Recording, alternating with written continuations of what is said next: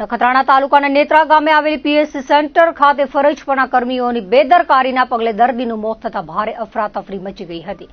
મૃતક દર્દીઓના સ્વજનોએ પીએસસીમાં ઇન્ચાર્જ અધિકારી સામે કડક કાર્યવાહીની માંગ કરી હતી.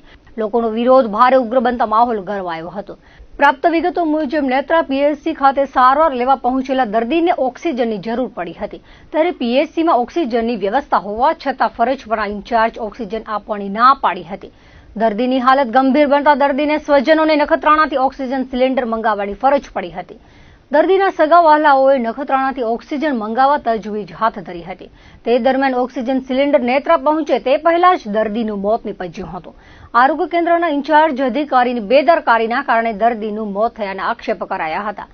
દર્દીના સગાવહાલાઓએ આક્રોશ વ્યક્ત કર્યો હતો અને જવાબદારો સામે તાત્કાલિક પગલાં લેવા માંગ કરી હતી.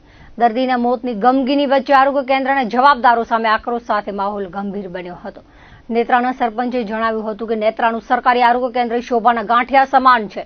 આ આરોગ્ય કેન્દ્ર પર કોઈ નિષ્ણાત તબીબ હોતા નથી. તેમજ સાપ કે કૂતરા કરડવાના બનાવ બને ત્યારે પણ લોકોને સ્થાનિકે સારવાર મળતી નથી. 1 વર્ષ અગાઉ પણ ઓક્સિજનના કારણે એક દર્દીનું મોત થયાની ઘટના બની હતી. જે તે સમયે પણ ગ્રામજનો દ્વારા પીએસસી પર કાયમી તબીબ અને યોગ્ય સારવાર વ્યવસ્થા ગોઠવવા રજૂઆતો કરવામાં આવી હતી. આરોગ્ય કેન્દ્ર નેત્રા ઉપરાંત આસપાસના 16 ગામોને સાંકળે છે. તેમ છતાં લોકોને સરકારી ધોરણે પૂરતી સારવાર મળતી નથી. ઓક્સિજનના અભાવે દર્દીનું મોત થતા ફરી એક વખત લોકોમાં આક્રોશ ફાટી નીકળ્યો છે અને શોભાના ગાંઠિયા સમાન બની ગયેલા આરોગ્ય કેન્દ્રને તાળાબંધી કરી હતી.